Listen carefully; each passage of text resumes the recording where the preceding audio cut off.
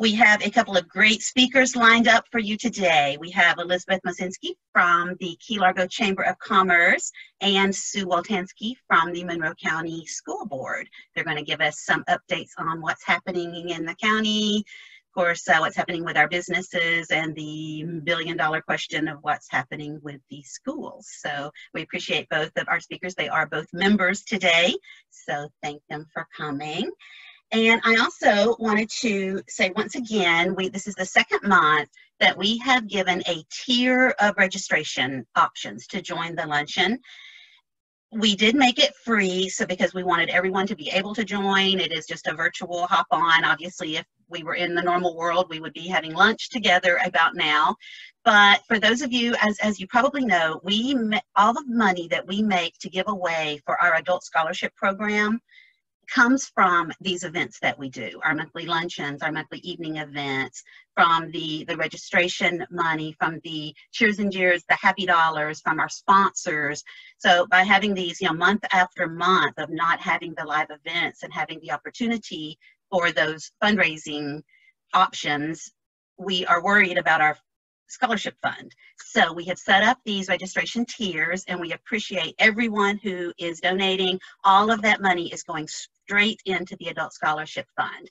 We did have 4 people take our top tier $50 level today. We thank you so much. That would be Alexandria Suarez, CenterState Bank, First State Bank, and Rhonda Rebman-Lopez. So thank you all so much for your generosity. We appreciate it.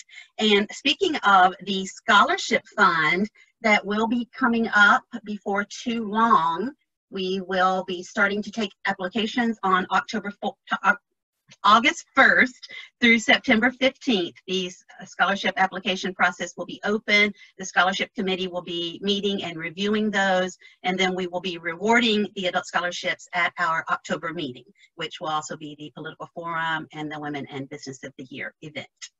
So just a few announcements there. Upcoming events after today, we are going to have 2 events in July. After the luncheon today, in 2 weeks, on Wednesday, July 29th, we're going to do a happy hour. Will be a 5:30 to 7:30 event. Evening, a little more relaxed. Have your cocktail with you. We may do something fun like silly hats or something just to make it a little even more fun. But I think we just all, more than ever right now, we need each other. We need our tribe, and just this opportunity to get together is invaluable. So hopefully mark your calendars and join us on July 29th. Also, an announcement for the August meeting. As you know, normally we meet on the 3rd Wednesday of every month. But in August, we historically do, in an election year, every 2 years, we have a political mixer for our August meeting. And this year, the meeting would be on August 19th if we stuck to our 3rd Wednesday. But the primary election is the day before, on Tuesday the 18th. So we are actually going to move our August meeting up a week. We will actually be meeting on the 2nd Wednesday in August, which will be August 12th. And mark your calendars now. The plans are for that to be a virtual primary candidates mixer. So we are in the process of inviting the candidates. So stay tuned for more information on that. Hopefully we will have a good turnout. We are still looking for committee members. If anyone is interested in getting more involved with the Upper Keys BPW, getting more out of your membership, I highly recommend that you consider joining a committee. The membership committee is actively seeking members, and we even have a couple of committees that we are looking to form this year. So if you would like to find out more information on that, just give me a call, send me an email, and we can talk about the details. I really appreciate everyone who has stepped up to get involved. We have some great committees happening this year. Susie?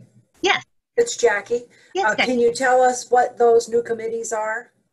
The committees we are looking to form that we've talked about actually last year, one is a fundraising committee that we would like to have, someone dedicated to fundraising ideas besides just our regular monthly meetings. And we are also looking for a finance and audit committee, which is particularly important if anyone is interested in joining that committee and starting to learn about the finances of the Upper Keys BPW.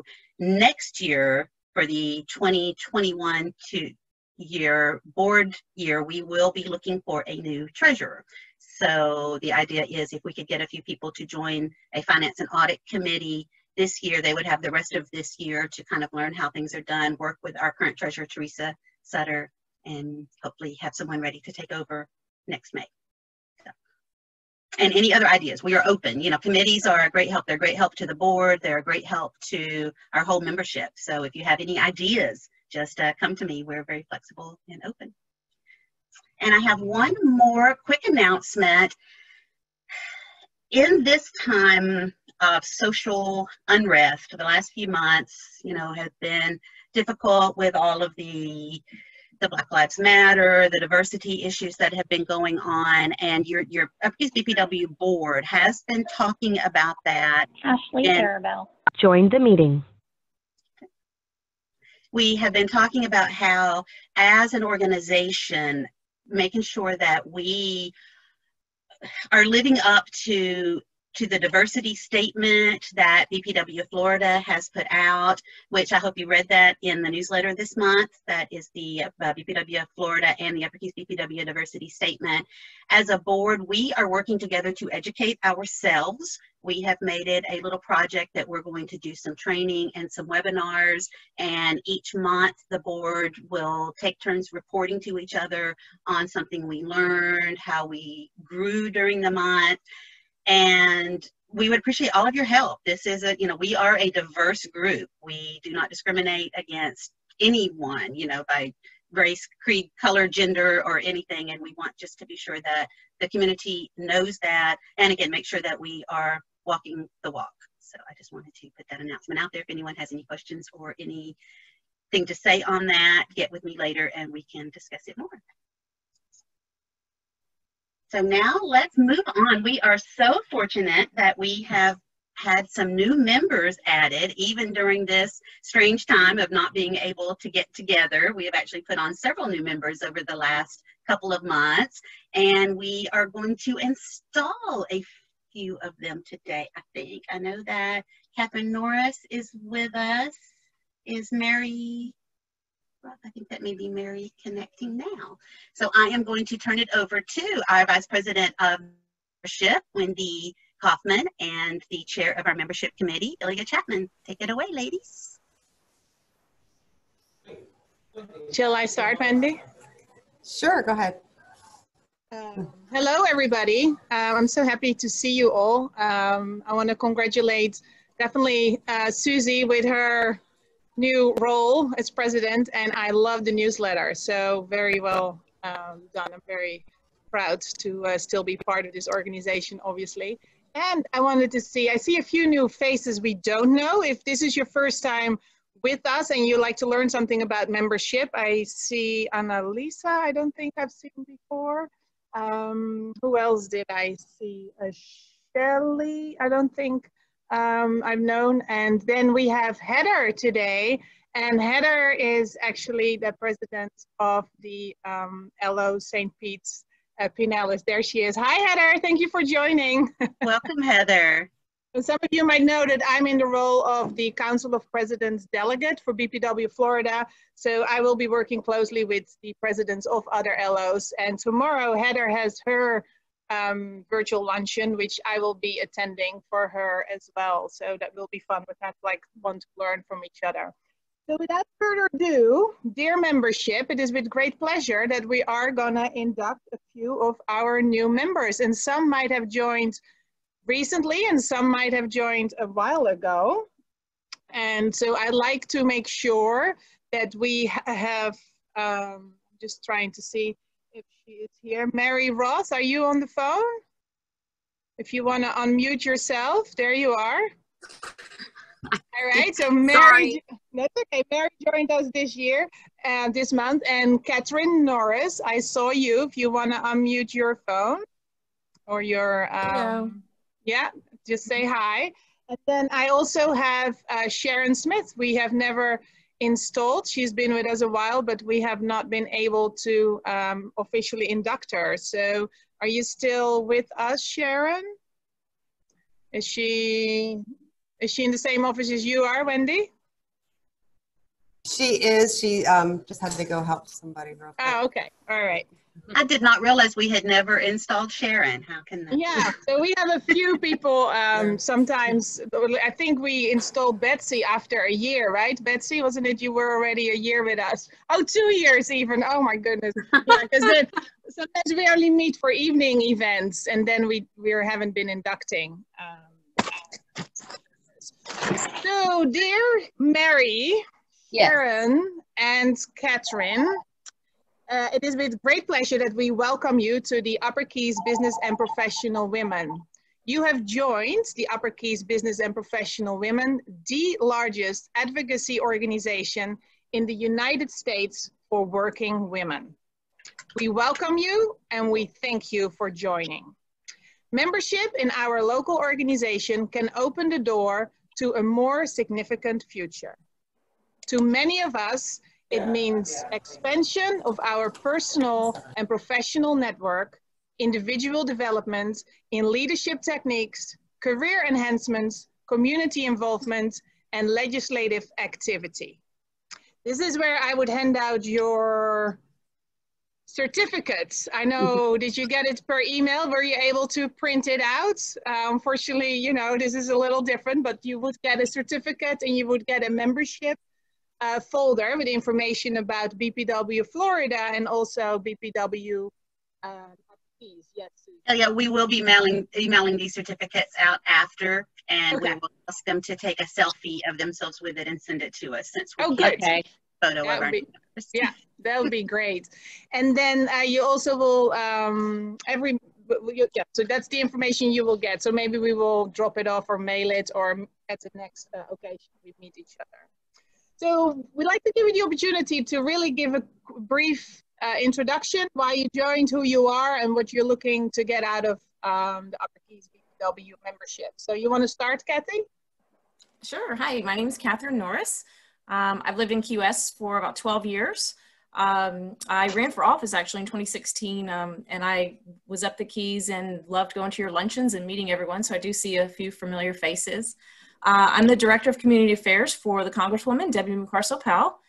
Just started in March, right in the middle of the pandemic, so it's been a little crazy, but it's part of the job. Of the fun part is, you know, letting the county and the city know about the grants that we're getting, which is good. We're starting to get FEMA money, which is really needed, and then helping people a lot right now with unemployment, unfortunately. So we are, our office is doing that as well, so I can leave my contact information if you have friends or anything.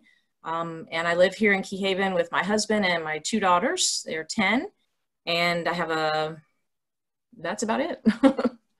And I'm excited to be here. Good, well, we're excited to have you. Welcome.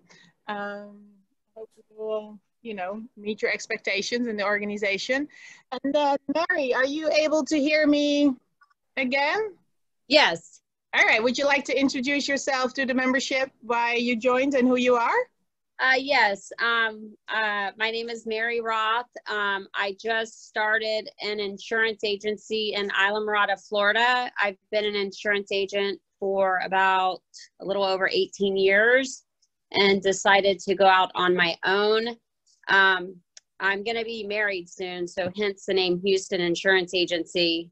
Right now my last name is Roth, but I joined just so I can kind of get myself out there more in the community and help empower women. And I live in Key Largo. I've been down in the Keys since 2013. I have a 17-year-old son that's a senior. And then I have a 13-year-old daughter that's going into 8th grade. So I'm excited to join and help. I'm joining the membership committee. I'm excited about that. So just another opportunity for me. Great. Welcome. Yes. Thank you so much. Thanks. Welcome, welcome. Thanks. And then we have Sharon Smith. Are you there, Sharon? I know you're busy. Theresa can find Sharon. I'm here. There you are. All right. So when did you join, Sharon? You want to tell people a little bit about you?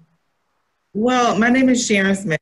I've always been a part of BPW, and I've always served in the Keys because I love serving. I love being a part of this community and doing what I can to help others and be a part of the different groups. So I just love being around a bunch of women of empowerment. There you go. That's it. Well, thank you. We're happy to have you, and I know you're very active in the community, so we're very happy to have you on board. You're a great asset. So I think it's time that we do the induction, where we all are going to read the Federation Pledge. What we're going to do, we're just going to unmute Sharon, Catherine, and Mary. Everybody else stay muted, but please help us in reading out the Federation Pledge for them. So here we go, girls. I hereby solemnly pledge. Are we there? Shall I just read it out? Does that work maybe better? Or, I think so. Or we could repeat it after you. Sure. So I hereby solemnly pledge my allegiance to this local organization. I hereby solemnly pledge my allegiance to this local organization and do promise Go on. to be governed by the rules and regulations as set forth in the bylaws. To be faithful in attendance, trying always to be on time. Trying to be loyal in service, willing to serve in any capacity, whereby I can best promote the interest of the local organization. To be generous, not alone of my money, but of my praise, my time, and my talents. To be tolerant and friendly, knowing that friendliness gives and finds happiness and health to me. And to be honest with myself, my fellow members, my local organization. Sorry. Ladies, we look forward to your participation in the Upper Keys Business and Professional Women. And you will get your welcome kit and everything at a later stage. And thank you so much. Suzi, I'm going to hand it over back to you. And I actually realized I didn't really saw Wendy anymore, but Wendy is actually our VP of Membership. I'm the Membership Committee Chair, and we just wanted to make sure, you know, we knew what we're doing virtually, and Wendy will be in charge from here on. Wendy, if you want to go ahead and welcome our new members too, as the VP of Membership. Oh, definitely. Oh, I'm very excited to have y'all aboard. Thank you so much. We're really focusing this year on retention of our existing members, as well as our new ones, and hopefully getting new ones as we go along. But if there's anything that anybody has suggestions, comments, anything they would like to see us do, please feel free to reach out to me or any of the board members, and we'll be more than happy to help y'all, and welcome aboard. Thank you. Thank you. Thank you, Ilja and Wendy, and thank you, Kathy, Mary, and Sharon, and welcome. Again, Sharon has been with us now for a little while. We're happy to install you. So we try to do the installations at every luncheon that we do. So as Ilja mentioned, you know, between alternating with our evening events, and then sometimes people not making the luncheon, sometimes it takes a little while to get the official installation done. But glad that we got to take care of business. I did notice that our Federation Pledge has a typo or two in it that we will work on before we do that again. Again, we were trying to hastily get ready to do this for the virtual format. It's a new world we're living in. All right, well, now we are going to go ahead and start with our speakers. So I would like to, first of all, introduce Elizabeth Moscynski. She is the president of the Key Largo Chamber of Commerce. Most of you probably are already familiar with Elizabeth. She is everywhere and is very active in our community. We are so happy to have her as a member of the Upper Keys BPW and thrilled to have her speaking to us today. So go ahead, Elizabeth, the floor is yours. Great, thanks so much for having me today. it's strange, you know, having to do these on video calls and so forth, when we are all used to being out there with our members and, you know, doing our luncheons and so forth. So it makes it really difficult sitting in here to say, you know, that, you know, we're here. So anyways, I'm happy to be here. There's a lot going on with our businesses. As you know, we were shut down for quite some time. Businesses are up and rolling, but the business isn't the same as it has been in past summers. I don't know if it's, you know, people are afraid to travel, or if it's that they are traveling, but we're not seeing the numbers like we would in the past. It's been a difficult road for our businesses. After Irma, of course, it took almost a year and a half to try to begin a recovery. Then all of a sudden we're hit with this pandemic. So we're set back, and this is greater than whatever Irma could have done to this population. Our hotels being at only a 50% occupancy, most of them are abiding by the recommendations. It's difficult to run a larger hotel at 50% because, you know, you want to fill that hotel, of course. Our restaurants as well, they are all pretty much, as far as I know, our membership are all in compliance with what's going on with the enforcement of the masks and wearing them indoors. When you're not eating, it's okay, but you know, they're doing their best to do it.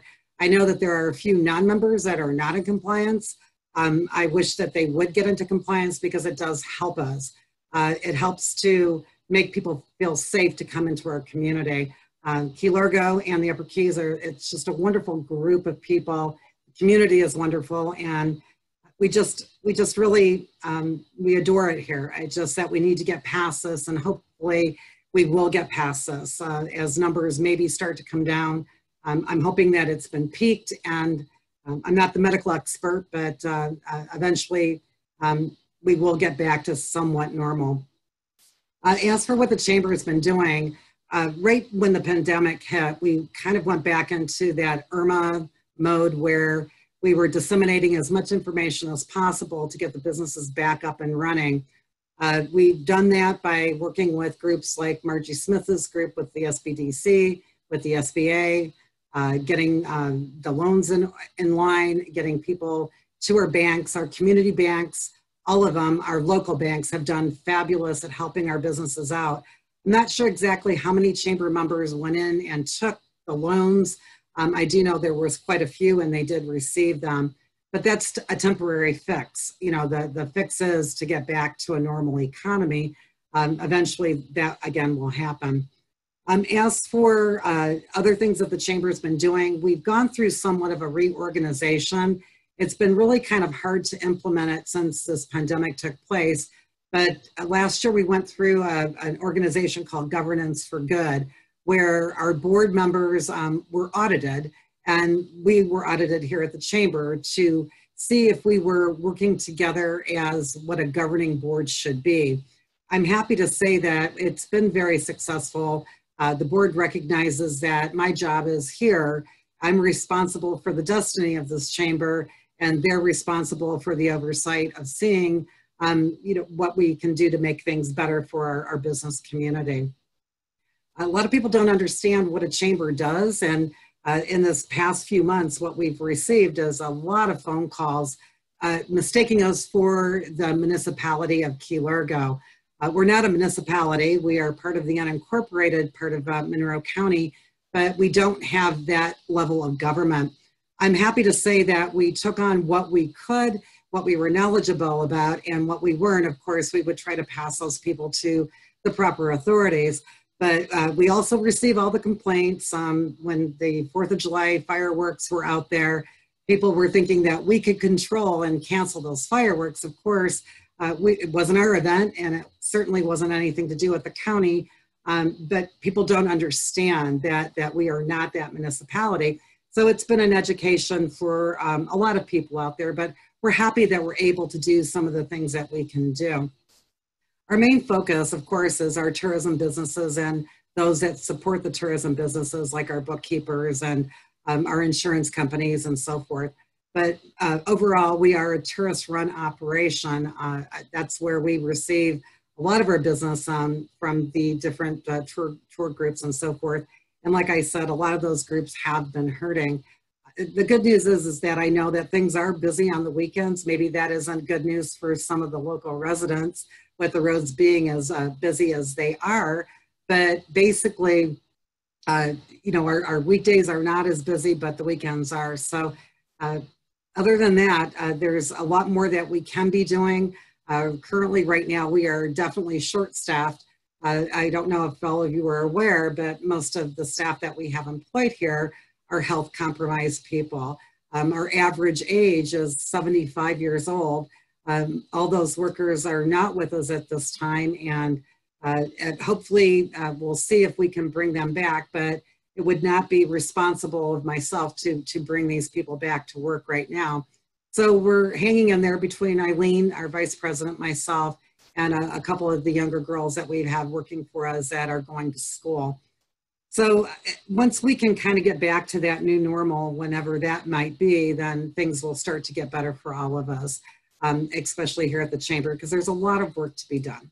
I don't know if anybody has any questions. I'm welcome your questions if you do. I really want to get on to Sue because I'd like to really hear what's happening with the schools. There's a lot of interesting conversations going out there, and I'm sure Sue can provide us with some of those answers. Elizabeth, this is Jackie. Hey, Jackie. Hey, good to see you again. You look lovely, of course, as usual. My Key West background. there you go. That's pretty. You know, Largo. you can't tell where that is. Mm-hmm. It could be out in the Blackwater Sound. Exactly. So my question to you is, I have been hearing stories that from people who I consider to be credible, that we have a number of COVID cases that are tied to restaurants, which has caused their closing and reopening and closing and reopening. Can you speak to that at all? How is that working out for us? Okay, so as far as we know at this point, there were two restaurants. One is not really confirmed right now.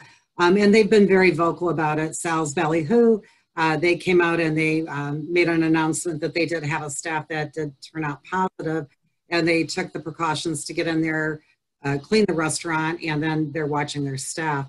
Also, the Lazy Lobster here in Key Largo, they also too had a staff member that came in, and they did take precautions as well. Now, the other restaurant that I know of is the Pilot House, and again, we have not received any confirmation whether it was related to a COVID case or not. So that is that I'm not sure of. As for other places, we do have some non-members that I did hear, but again, that's speculation. Right now, I'm concerned about all our businesses, but my main thing is to be concerned about our chamber businesses. They are our members, and they're the ones that help to keep this chamber running. So I want to do whatever I can to help them stay running. Thank you. Yep, you're welcome, Jackie. Anybody else? I should have addressed this before you started talking, Elizabeth. If everyone would just, if you have questions for Elizabeth and then Sue once she starts, if you would put them in the chat box. And Okay. What we will do is if we have time, we will get to all the questions before we're done. I just don't want, get bogged down in questions and get behind. So if anyone has questions, just pop them over in the chat box and we will address them before we dismiss today if we have time. And if not, we will follow up with our speakers and get back with you. Perfect. I like that idea. That's great. Thank you, Suzi. Oh, thank you so much, Elizabeth. That was thank you. Good information. So now we are going to have Sue Woltanski with the Monroe County School Board speak to us. Sue has been on the Monroe County School Board for 2 years now, I believe. She is a member of BPW as well. And I know that she's probably going to have some questions once this is over. So pop them in the chat box. And Sue, welcome. You have the floor. Hi, good afternoon. Well, there's not much going on with the schools. As you probably know, in mid-March, the Commissioner of Education called for the closing of all school campuses, and our teachers essentially, built the airplane in the road and transferred people from face-to-face to distance learning in response to COVID. We finished out the school year on that distance learning, and at that time, that was before June 1st, so the numbers were low, and there was no reason to think that we weren't going to go back to a regular school year in August. And then, you know, you've all seen what happened.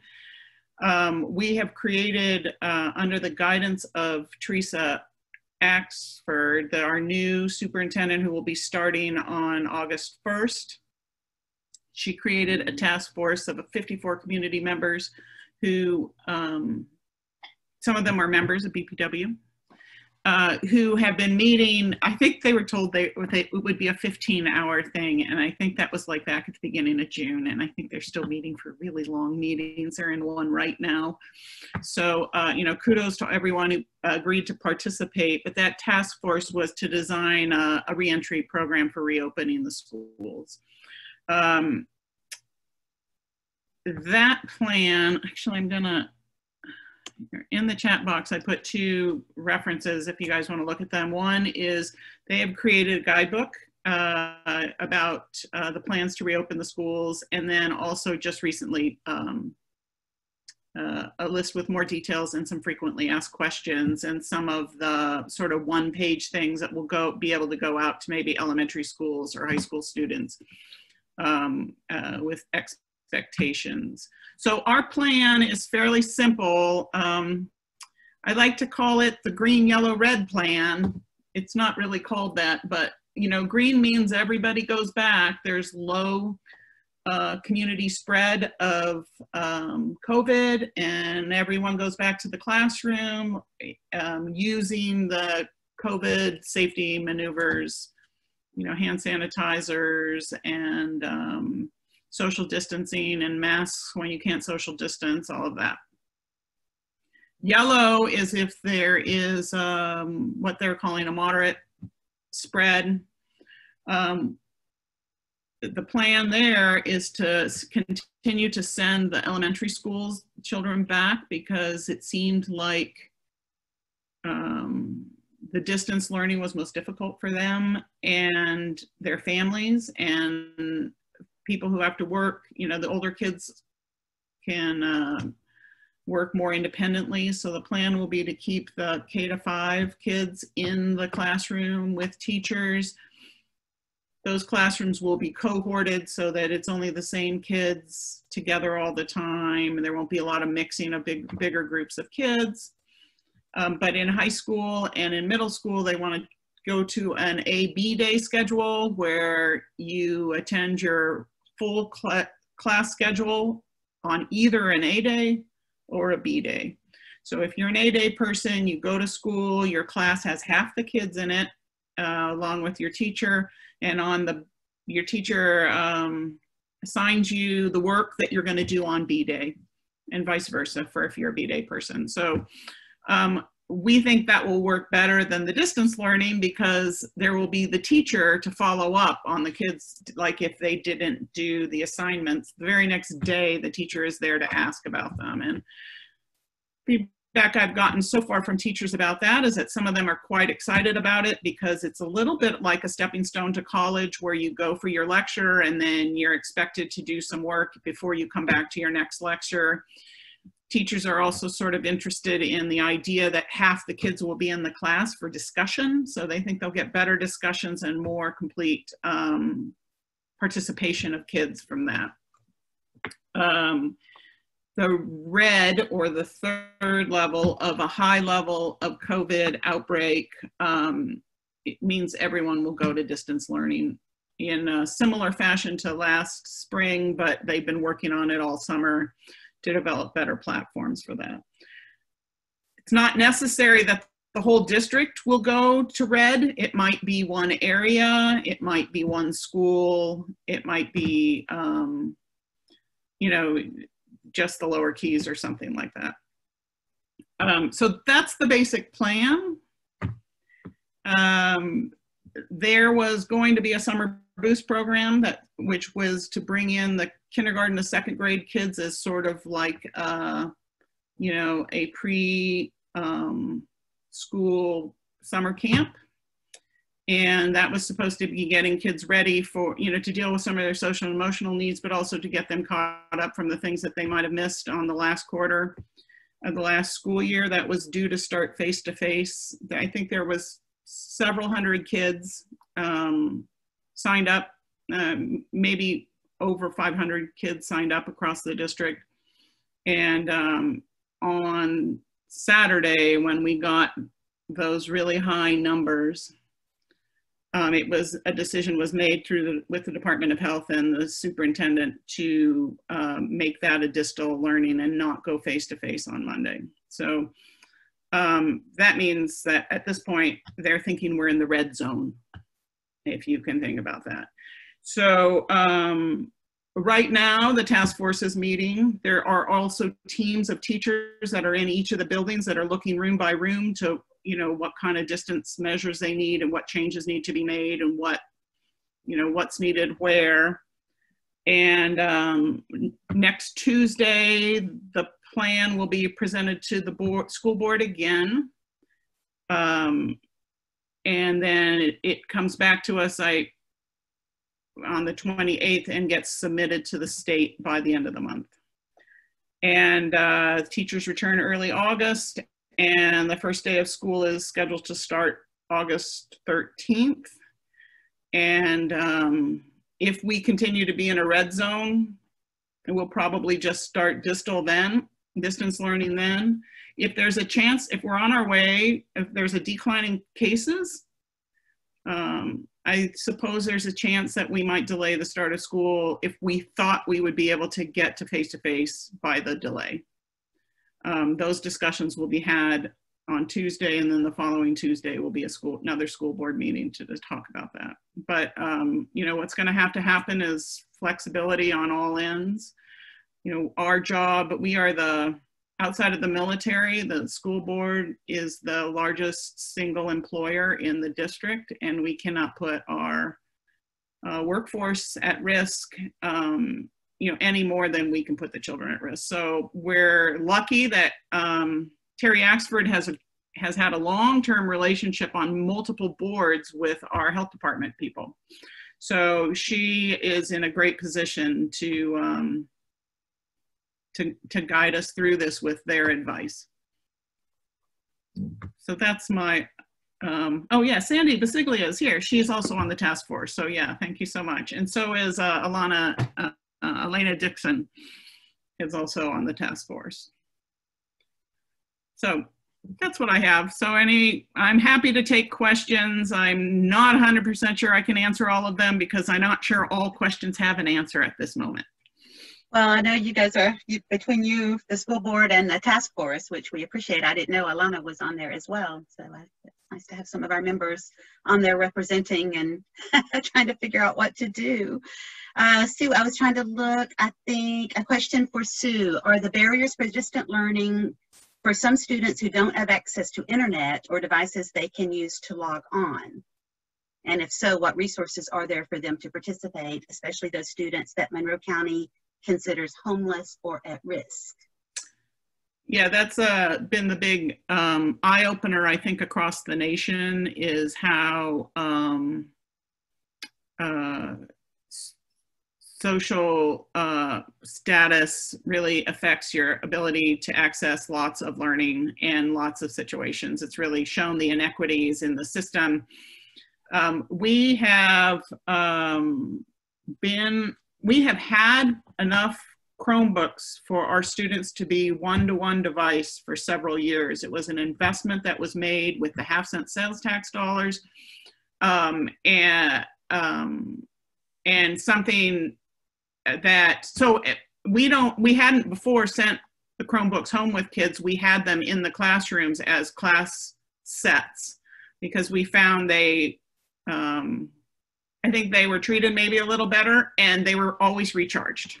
That was really the main thing. So if kids took them home, they would come back with the battery dead. So we've had that capability for a long time. So at the start in March anyone who did not have a device could sign up to get one with the school district. We have enough devices for every student to get one from the school district. Obviously, not all families need them. The more difficult thing is the access, is the internet access. And I don't want to leave anyone out, but I know that like the Ocean Reef what is their organization called? The community organization of the Ocean Reef was instrumental in, and along with some people in Marathon, in getting Wi-Fi hotspots. So families who didn't have Wi-Fi could get that. Now the problem is really when you have multiple kids and multiple family members working out of the same house. Like nobody can stream 5. I mean, very few people have good enough access for everyone to be streaming live at the same time. So there are still some problems with that, but things that we can work through, I think.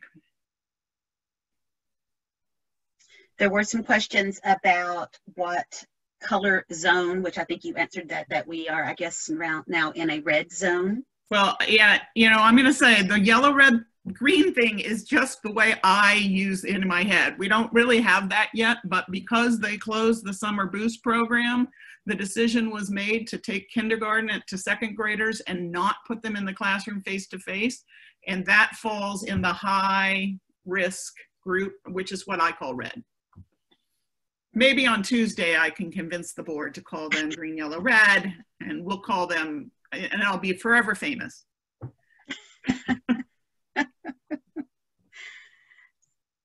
See what else we have for you. I know I see Lauren asking, the school board meetings are always streamed live. I can add that link before we leave, but on the Key Schools, you can always both watch them live and then the following day you can see them recorded.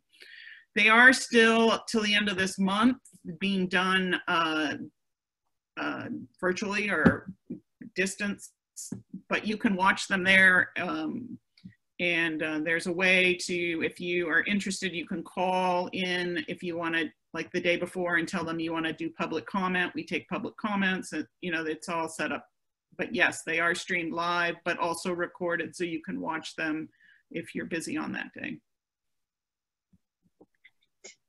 We do have a question for Elizabeth to pivot here just a little bit.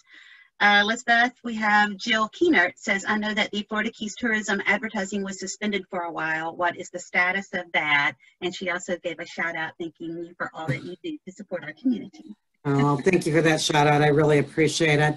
Okay, so the TDC today, today's the deadline, or the last day that they were supposed to not be advertising out there. Basically, Monroe County, the BOCC is meeting. I'll be leading this meeting to get back into that one. 1:30 public comments going to be made, and they're going to be talking about different, I guess, other protective measures and so forth for this COVID situation. But basically right now they've asked the TDC to hold off on any future advertising until after today, when some decisions are going to be made. They do have some radio broadcasts that they do in, I want to say August, and they've been done, I guess, for many, many years. So I think those will still go through, but I'm not really sure about the TV commercial ads at this point. Thank you. There are a lot of great links in the chat box if anyone wants to be sure and grab those. I think that we can save that. Again, we're learning as we go. In addition to recording the meeting, we will try to save the chat box information and share that. Teresa, we have homework when we finish here. Sandy Bisciglia is on our board, and she is also part of this 54-person task force that Sue mentioned that is charged with helping the school board figure out what to do. And I think she has a couple of points she wanted to bring up real quick. Sandy, go ahead. Well, thank you.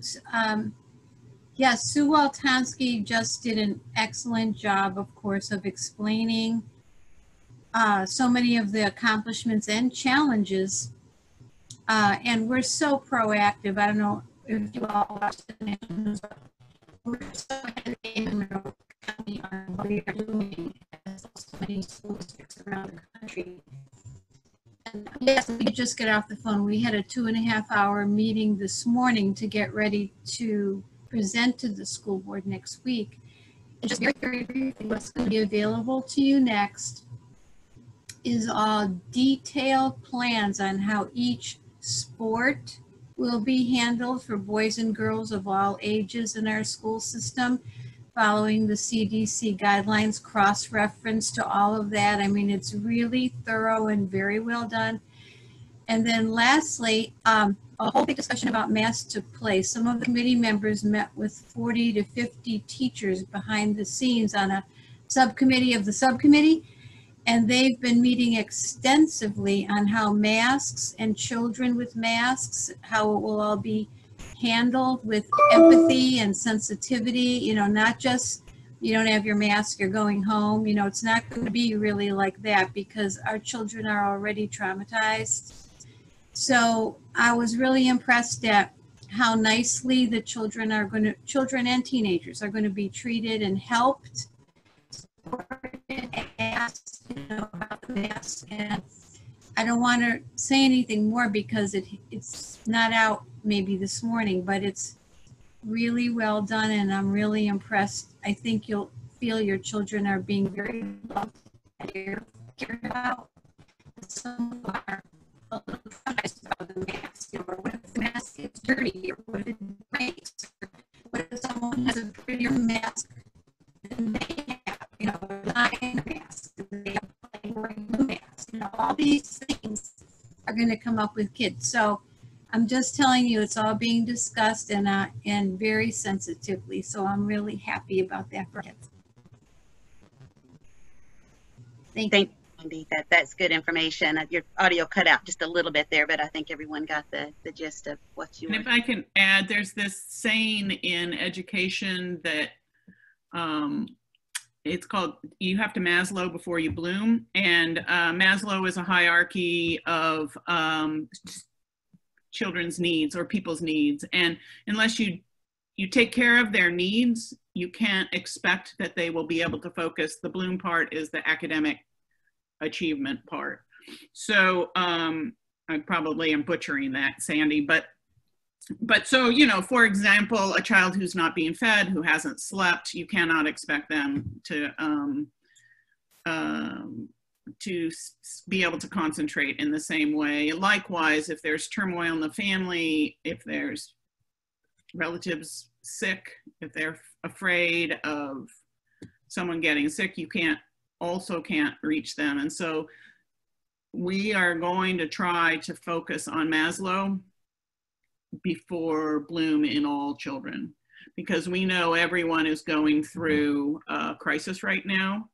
And we, like the academics, I mean, they can always catch up with the academics, but you know, they need their heart and souls repaired right now in order to be able to really succeed.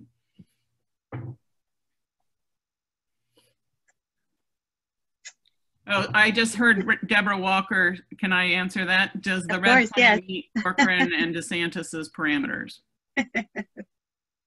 I was on the phone with the Department of Education on Monday and trying to explain to them that an AB day, like if you also had any family who wanted kids to come in 5 days a week in a campus at the same time, some families were going on an AB day, that it destroys the epidemiological advantage. You know, so you have an A-day kid who is on campus with an all-day kid, that all-day kid is on campus with a B-day kid, then it's ultimately like the A-day kids and the B-day kids are all on campus at the same time. And I was told that I didn't understand at all what the governor meant, or what the DeSantis, it wasn't DeSantis really, it was Corcoran, what the commissioner meant. And they meant that the goal should be to get back to face-to-face when it was safe. That's for sure not what they said, I'm gonna say, but that the goal was to get back to face-to-face when it was safe. And if we have a plan where the primary goal, that green zone, is to get face-to-face, and we own, you know, and that we have ways to move from the distance learning to the face-to-face when it's safer, then they claimed these were high-level officials in the DOE, that our plan satisfies that, because the goal is to get the kids back in school in the safest way possible. So I do believe the plan will be approved by the Department of Education. I don't believe it, I think it's going to take a lot of convincing people that, I mean, it's just basically, it's just a communication. It's an added communication problem for the Commissioner of Education to come in and say, you know, everyone has to have a 5-day-a-week plan, but then not really be requiring everyone to always have a 5-day-a-week plan. It's only when it's considered safe is what they are saying. So our plan fulfills that. I think it's safest for the kids. I think it's safest for the teachers, and, you know, and it will probably change.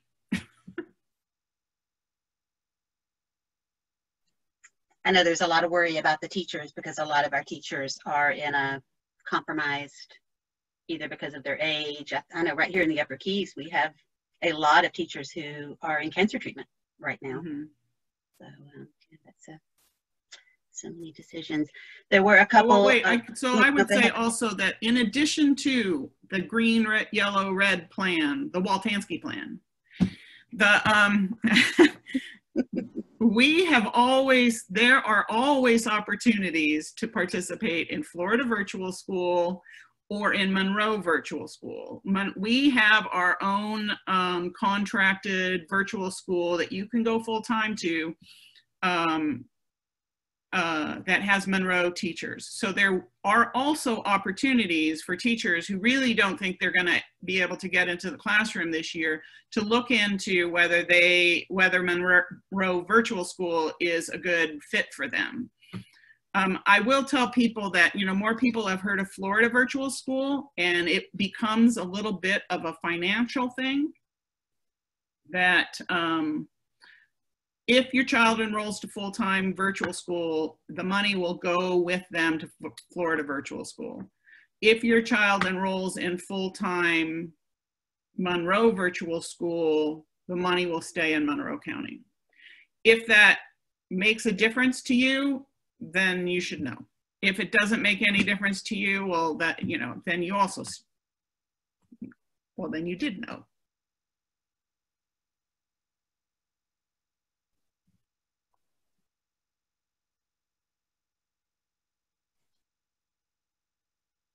See, you're looking at Deborah's message about the public. I don't know who would be responsible for. I don't know which message she's talking about. Are you talking about the teachers and Monroe Virtual, or Monroe Virtual to families? Oh, yeah, it does need to come out. We'll be talking about it on Tuesday. One of the other things that the plan has, if your child enrolls in Monroe Virtual for sure, and you know, we're really good at crushing the curve, or the numbers go way down and we're able to reopen, the district is committed to allowing families the flexibility of moving in and out of the virtual and the face-to-face systems. So if you decide that you want your child to be on the full-time virtual platform, you can do that. But if in, you know, December, it looks better to you, things are going the way you'd like them to be at the brick and mortar schools, I think they're promising a 48-hour turnaround to get you into the brick and mortar schools.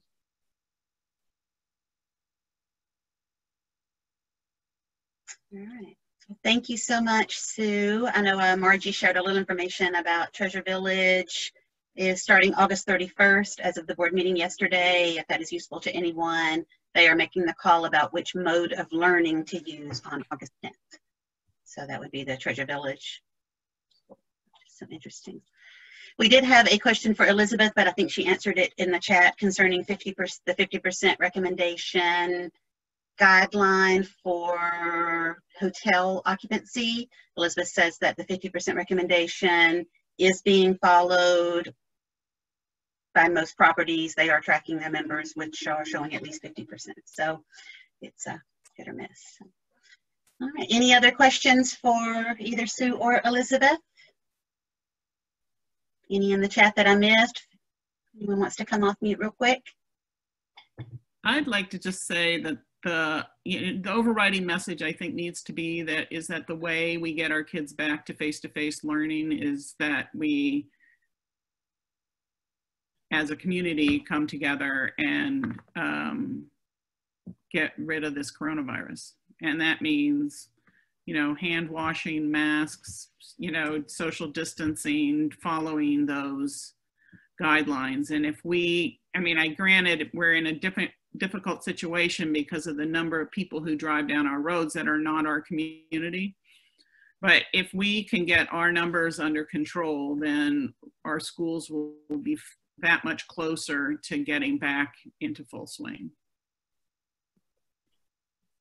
Amen. I think that is the overriding message everywhere. If we will all do the right thing, if this will be gone quicker, our schools will be back, our businesses will be back, we will be back to normal. So yeah, I hope everyone is adhering to the rules and being safe. All right, well, thank you. There are lots of love in the chat box for Sue and Elizabeth. So thank you both so much for joining us and giving us those great updates today. And like I said, if anyone else does have any other questions, pop them in the chat box or send me an email and we'll get those to our experts and get those answered for you. I'll say one more thing. If you have concerns, the best place to give those concerns are by email to the board members and to the superintendent, to Ms. Axford, because we will be making some decisions next week and the following week. There's going to be a lot of things, lots of balls in the air. But I've seen a lot of people with big concerns tagging me on Facebook, and I read those things, but that's not the best way to get, because I can't forward those concerns on to anyone else. So if you have concerns, you email them to me and I can get them to the people who can best answer those questions.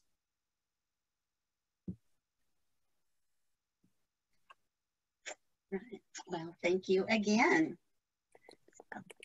And thank you again to all of our top tier donors today for the registration. I'll read those out again real quick. Alexandria Suarez, CenterState Bank, First State Bank, and Rhonda Rebman-Lopez. So thank you. And thank you to everyone who chose a paid tier today to help us rebuild our scholarship fund. And thank you to our new members. Thanks for joining us today. We're so happy that we got to get you installed.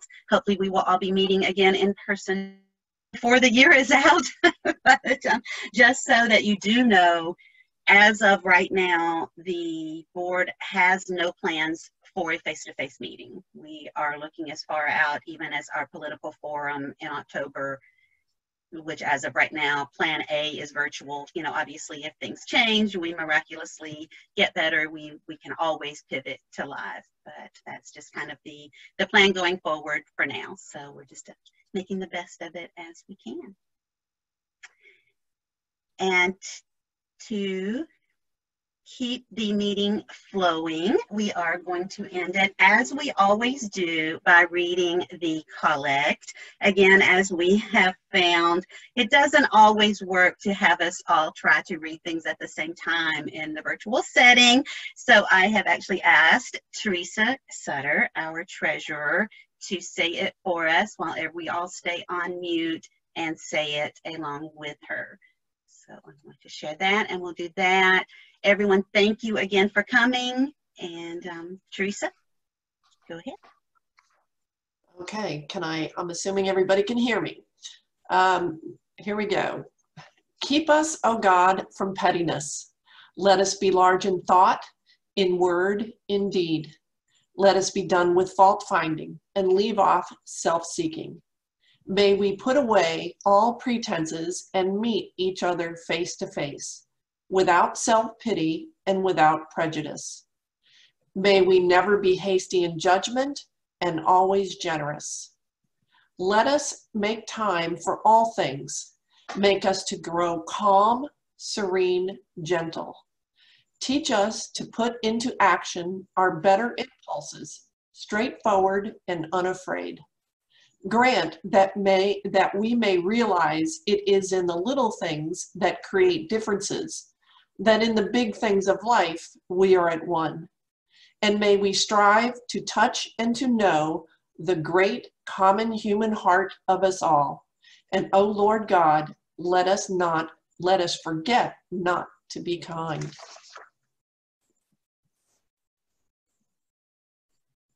Thank you, Theresa. And thank you everyone for coming. Have a wonderful rest of the day, rest of the week. We will see you in 2 weeks for our virtual happy hour. Thank you so much. Bye-bye.